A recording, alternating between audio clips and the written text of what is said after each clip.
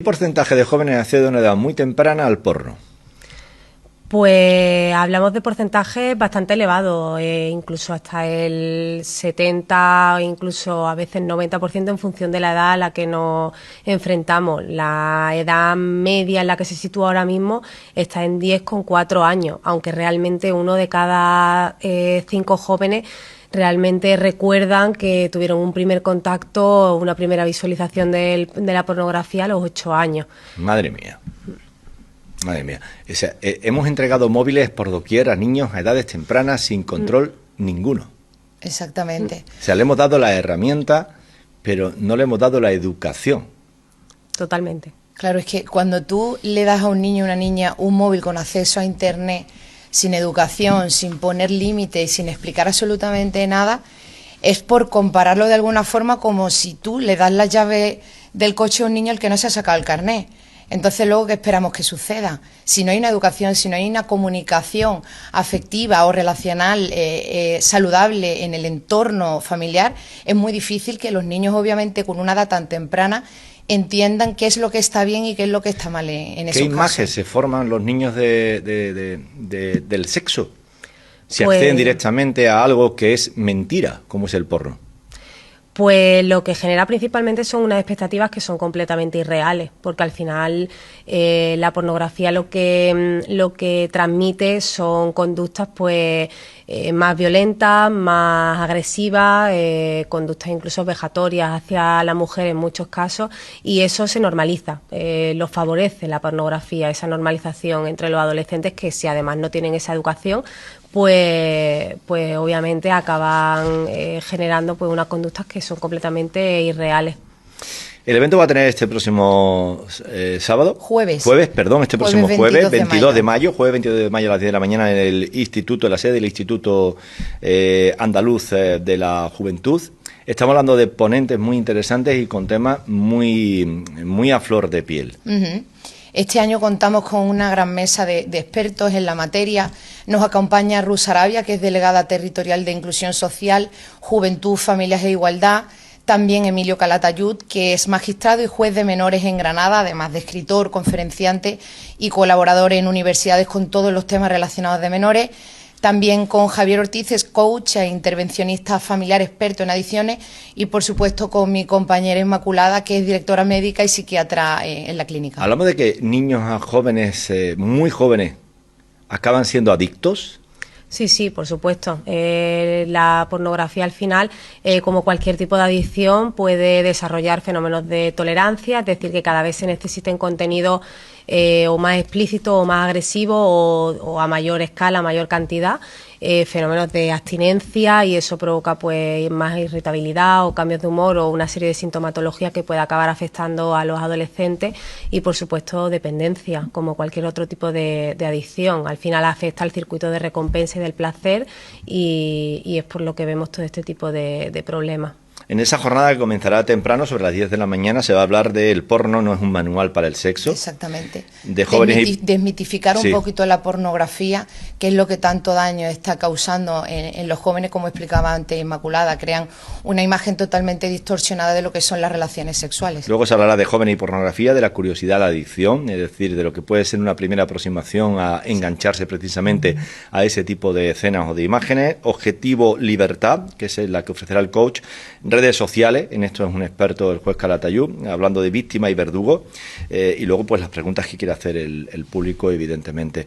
Estamos hablando de adicciones peligrosas, pero que yo decía antes de empezar la entrevista que sin una legislación seria, decidida y reglada, es como cazar moscas. Claro, es muy importante que de forma de parte de las administraciones públicas, de forma de parte del gobierno, nos apoyen en este sentido, porque si no, como bien dice, no podemos llegar al fondo, ¿no?, del problema. Están en ello. El año pasado se aprobó el anteproyecto que hay para la Ley Orgánica de los Menores para su acceso a entornos digitales. Entonces, de verdad, confiamos plenamente en que pronto podamos contar ya con esa ley que ayude a los jóvenes a poder tener. Hay quien dice que que es imposible ponerle puertas al campo de Internet. Y yo soy una persona contraria a esa posición. Creo que sí se puede, que sí se debe. Es decir, si a mí para abrirme una cuenta bancaria me obligan a dar mi DNI y mis datos personales por lo que pudiera ocurrir, o cuando doy de alta la luz en mi casa, ¿por qué no debo hacerlo cuando accedo a estas páginas? Totalmente, es verdad que... O en Twitter, con la de gente que hay anónima, de forma anónima, vertiendo todo su odio. Sí, sí, claro. Está claro que la accesibilidad que se tiene ahora mismo a Internet y a los dispositivos en general es muy grande, y eso al final es un riesgo, en este caso para los adolescentes o para los jóvenes que no tienen, como comentábamos, ¿no?, esa educación o esa responsabilidad, o no comprenden el alcance que pueda tener ese uso, y por tanto se puedan ver afectados por todo este tipo de ¿Qué consecuencias problemas psíquicas, físicas tiene para un joven acabar siendo adicto al sexo? Pues, a través de la pornografía. Puede afectar a muchos niveles, desde luego. Puede acabar generando ansiedad, depresión, problemas en el rendimiento académico, porque al final afecta a la motivación y a la concentración. A nivel físico se ve que en algunas ocasiones puede estar incluso relacionado con la disfunción eréctil en los varones. Y, por supuesto, en el tema de las relaciones afectivas que se puedan establecer, porque, como comentaba antes, se establecen unas expectativas que son completamente irreales, y, por tanto, las relaciones que se establecen con otras personas pues también van en búsqueda un poco de eso que han visualizado y que no llegan a entender o no comprenden, y lo toman como lo habitual o lo normal. ¿Cómo podría ser el abordaje? Es decir, la familia es un elemento fundamental, pero papá y mamá, una vez que le han entregado el aparato tecnológico y le han dado datos ilimitados... Bueno, está claro que... Sí, en la escuela, no lo sé, se me escapa un poco, ¿no? ¿Cuál sería el abordaje para poder limitar todo esto? Yo creo que eso tiene que empezar antes, desde el primer momento que se le da un dispositivo móvil a un niño, ¿no? Como comentaba Nuria, cuando se le da un dispositivo móvil a un niño, se le da un acceso completo a un abanico de posibilidades que pueden entrar en riesgo con este tipo de situaciones, y al final, pues lo primero es poder sentarte con ese niño al que le estás dando ese dispositivo, poder explicarle su funcionamiento, los riesgos que puede tener, las consecuencias, y establecer un límite claro y una supervisión que debe partir de casa. En casa, por supuesto, también tiene que haber muy buena comunicación para que el adolescente o el niño, ¿no?, pues pueda tener la tranquilidad y la confianza de hablar de cuestiones que le preocupen o de visualizaciones que hayan hecho accidentales, porque el 70% de las ocasiones el primer contacto es accidental a través de Internet o de las redes sociales. No sé, es que se me ocurre incluso que la propia industria que vende todos estos cacharros podría arbitrar medidas, es decir, que esos cacharros que van destinados, que se van a comprar para un niño, automáticamente vengan todos capados, y que cualquier tipo de interacción del niño en Internet tenga que tener una autorización previa del padre o de la madre, que le salte una alarma y que diga: tu hijo quiere conectarse al videojuego X. Hombre, eso ¿Lo autorizas? Sería interesantísimo, lo que pasa que... Tecnológicamente puede ser complejo, pero no sé, intento buscar también fórmulas, ¿no? Uh-huh. Lo único que, bueno, nosotros desde donde podemos hacer, intentamos siempre seguir apoyando todo este tipo y sobre todo visibilizando todo lo que emerge, porque al final nosotros necesitamos dar un poquito de voz y también un llamamiento, ¿no?, a esas familias, a esos centros escolares, para que intenten ayudar a los jóvenes y los guíen, ¿no?, por el camino de las redes sociales, y por lo tanto en el consumo tan altísimo que crece exponencialmente en el consumo de la pornografía. Fíjate que Monte Almenara, por ejemplo, y hablamos ahora de ello, lo que acaba resultando después de todas estas consecuencias que estamos hablando es en un contenedor donde acaban todos esos chicos para intentar recuperarlo. Sí. Además, en este caso, al tratarse de una adicción comportamental, tenemos que educarlos para que ellos tengan un consumo responsable, como decía Inma. Si el 70% de los casos del primer contacto se hace de forma accidental, a través de videojuegos, grupos de WhatsApp, ventanas emergentes en millones de web, entonces tú tienes que educar a esa persona de que se va a seguir encontrando con ese contenido, pero tiene que utilizarlo de una forma responsable. ¿Para quién están indicadas esta jornada concreta que ya es la 10ª?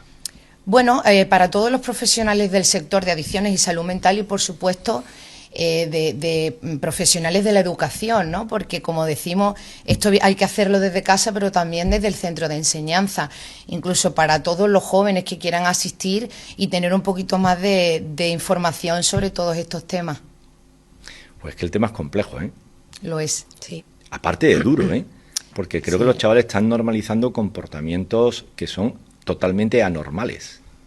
Sí, completamente. Ese es el principal riesgo de cara a establecer las relaciones en el futuro, incluso durante la adolescencia, que al final pues normalizan unas conductas que por supuesto están muy alejadas de lo que es la realidad. Bueno, y generan unas expectativas que evidentemente También. el porno no es la vida real, como las redes sociales. O sea, Como Ruth, el título de Ruth de la ponencia, por ejemplo, es el porno no es un manual para el sexo. Y la gran mayoría de nuestros jóvenes lo están utilizando como ese manual para crear unas expectativas que luego causan, en la gran mayoría de los casos, una frustración tremenda. ay, un apagón de vez en cuando telefónico a los menores de 18 años les vendría fantástico. Sí. Que se peguen unas semanitas sin móvil, sin posibilidad, que vuelvan a la calle a tomarse un café, a conocerse, a charlar. A sociabilizar de la forma en lo que se hacía antes, sin entornos digitales por medio, sino de una forma responsabilizada. Y cuando te has conocido a otra persona, pues no hay nada más maravilloso que el ensayo de error de un café. Exactamente. ¿Verdad? Exactamente. ¿Cuántas relaciones se han solidificado en torno a una taza de café? Sí, es ¿O cierto. cuántas se han arruinado en la primera cita? Ahora se piden citas por Instagram. No hay cosa más fría y más triste Impersonal, que ¿no? esa. Impersonal que esa, ¿verdad? Sí, sí. Incluso en la forma de hablarse, de relacionarse y de situarse ante el mundo.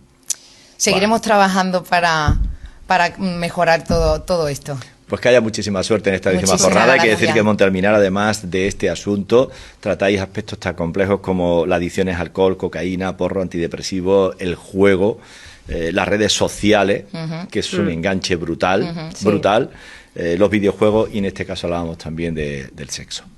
Pues que vaya muy bien y que Muchísimas todo el mundo pueda gracias sacar por la invitación. lecciones importantes de esta jornada. Esperemos que sí. Y a los políticos pues a legislar. Totalmente, sí. A legislar. Esperemos que sí. A ayudar, porque si no, es que es imposible. Es imposible. Nosotros solos no podemos y Imposible. estamos dispuestos a todo para seguir ayudando. Que os llamen a los población profesionales, joven. que os reúnan, que contéis a aquellos que tienen que legislar cuál es la realidad que vivís vosotros y a partir de ahí que pongan medidas, que se pueden poner. Sí. Sí. Muchísimas gracias. Gracias. Gracias.